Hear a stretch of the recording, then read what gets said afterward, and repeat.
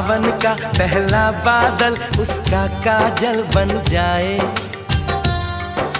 मौज उठे सागर में जैसे ऐसे कदम उठाए।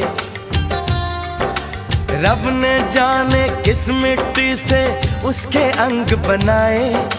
छम से काश कहीं से मेरे सामने वो आ जाए।